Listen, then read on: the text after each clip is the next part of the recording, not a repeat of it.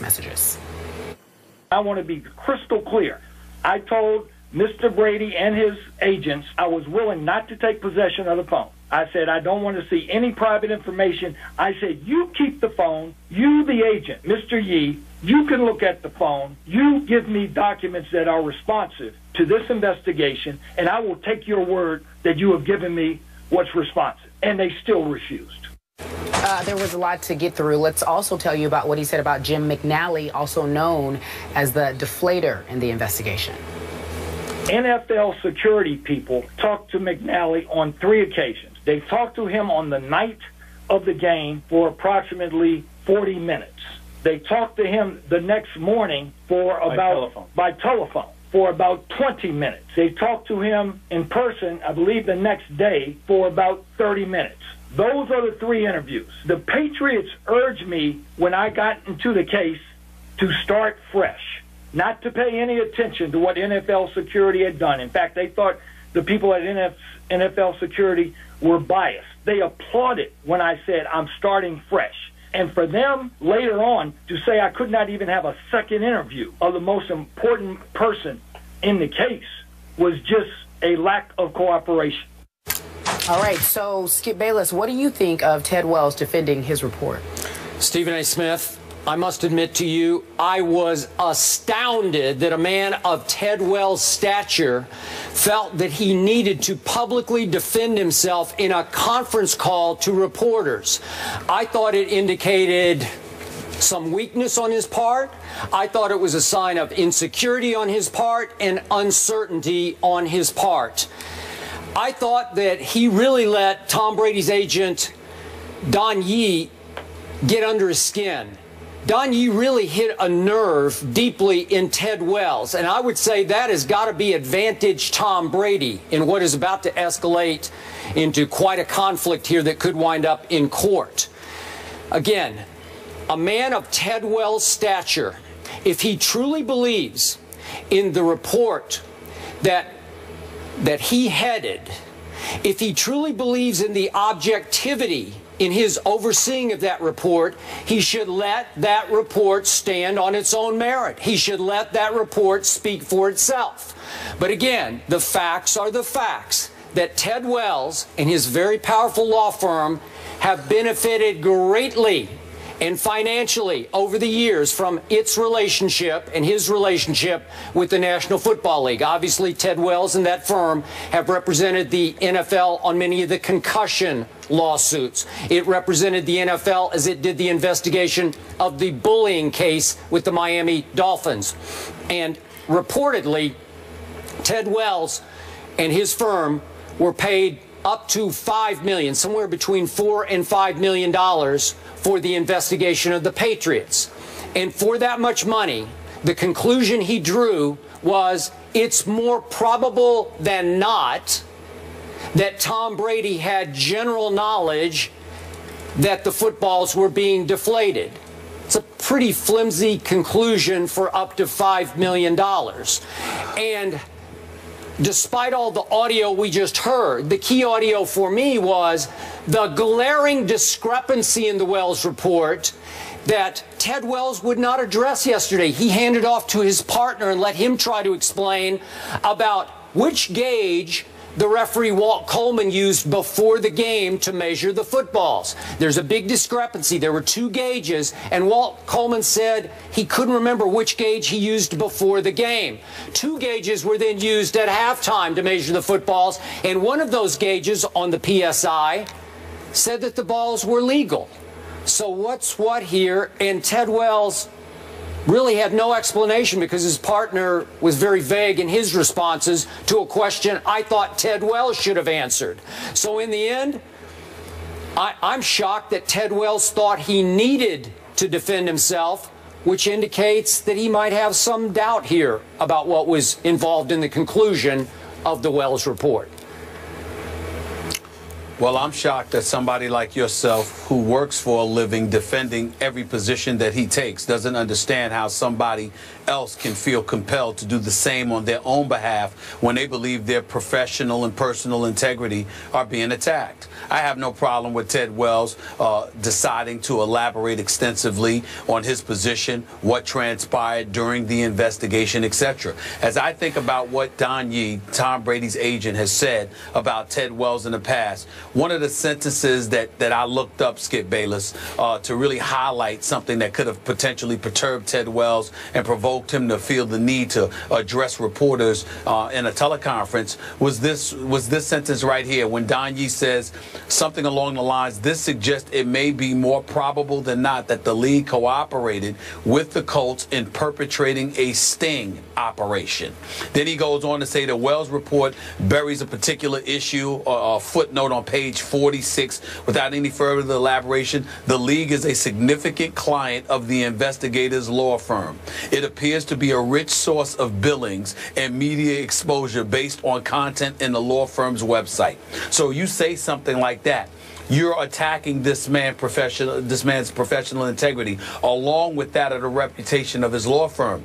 If you know that you've been on the up and up and you've gone about the business of conducting this investigation in an appropriate fashion, you damn right you should stand up and address it on a personal level and take heed to that kind of stuff that's being spewed about you and respond in kind. And that's what Ted Wells did. I have no problem with it. To me, what resonates profoundly is how he talked about looking at Tom Brady's emails and text messages and saying or requesting to look at it and then being debunked. He pointed out how he'll take your word for it. Just show him stuff completely relevant to the case at hand. He said, I'm not going to take the phone with me. I'm not asking to take it in my possession. A matter of fact, I'm not even asking to look through your phones. Simply show me the text messages from your phone or show me the emails that you have related to this incident in question so we can conclude our investigation. And still, he was denied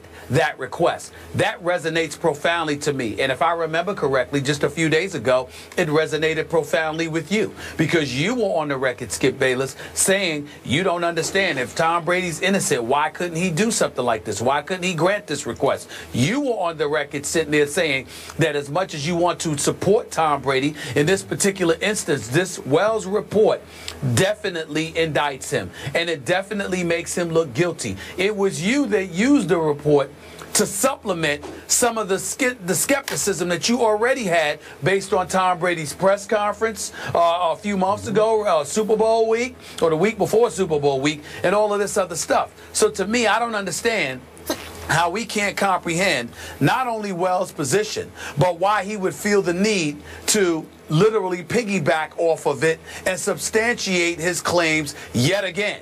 And my last point is this. When you talk about probably aware, probably guilty, etc., well, according to NFL bylaws, that's all you need. You don't need to venture beyond that to make a case against this individual, even if it does happen to be Tom Brady.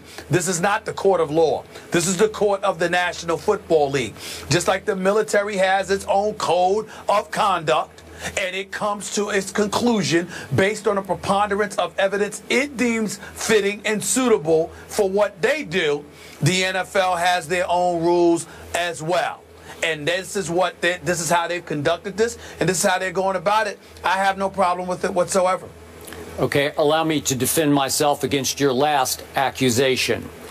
The morning after the Wells report broke, again, I was a prisoner only of reading the Wells report, and I was the first to admit to you, I went first that day, and I said, this report contains pretty convincing circumstantial evidence. I said there is no smoking gun. There's no direct link that Tom Brady told this guy to do this to the footballs. There's none of that in there. But it's all what we know about the text messages. We know about the nickname, the Deflator.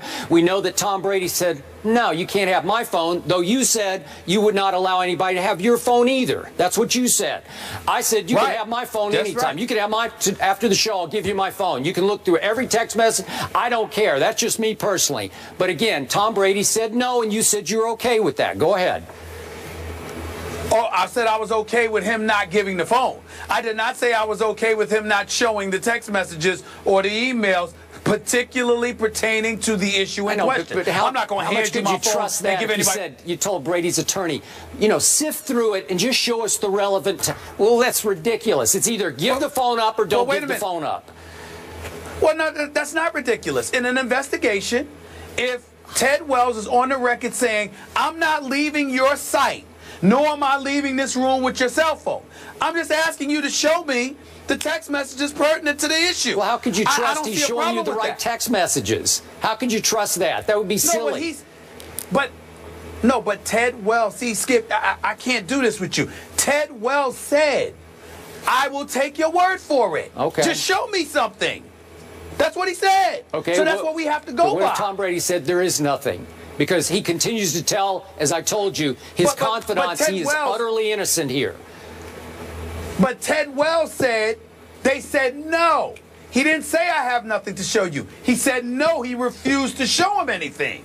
There's a difference. Okay, There's a difference between saying I don't have any text messages as opposed to saying no, you cannot see it in my cell phone here's what I don't know whether to trust or not. Don Yee continues to say that much of Brady's testimony directly to Ted Wells didn't show up in the report.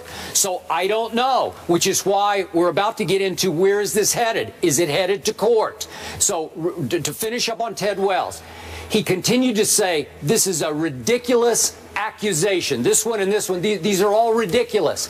If they're that ridiculous, you should not give them any weight, any credibility by responding to them in public. Stephen A., I think that Roger Goodell sat back yesterday and said, what is he doing? Because it makes him look weak. You don't need to respond to that. Just let your report speak for itself. In fairness to you, Skip Bayless, it's not that he's wrong.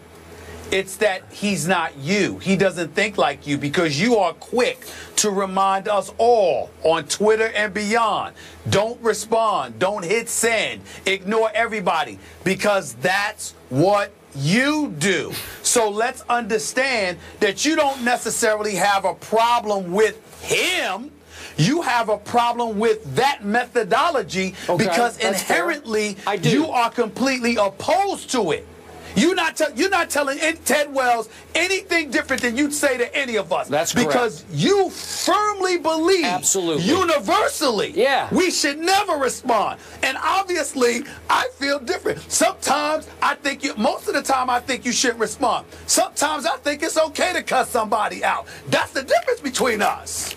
Well, look, if you, I don't know, the example, if we step out of bounds on this show and you feel like you need to explain why you said what you said, I get that. That's fine with me. This is a report that took months, wasn't it? Yeah, months to assemble. And it's how many pages? I forget what it is. 243 pages. You had plenty of time to stand behind every word you wrote. So let them speak. Let them stand. But he's not just talking. He's not talking about just the words. His personal integrity is being challenged. All right, let's move on. That's what he's addressing. Yep. Wells also added that Patriots urged me when I got into the case to start fresh, not to pay any attention to what NFL security had done. In fact, they thought the people at NFL security were biased. They applauded when I said I'm starting fresh. And for them later on to say I could not even have a second messages. I want to be crystal clear. I told Mr. Brady and his agents I was willing not to take possession of the phone. I said I don't want to see any private information. I said you keep the phone. You, the agent, Mr. Yee, you can look at the phone. You give me documents that are responsive to this investigation, and I will take your word that you have given me what's responsive. And they still refused. There was a lot to get through. Let's also tell you about what he said about Jim McNally, also known as the Deflator in the investigation. NFL security people talked to McNally on an interview of the most important person in the case was just a lack of cooperation. All right, so Skip Bayless, what do you think of Ted Wells defending his report? Stephen A. Smith, I must admit to you, I was astounded that a man of Ted Wells' stature... On 3 occasions. They talked to him on the night of the game for approximately 40 minutes. They talked to him the next morning for by telephone for about 20 minutes. They talked to him in person, I believe, the next day for about 30 minutes. Those are the 3 interviews. The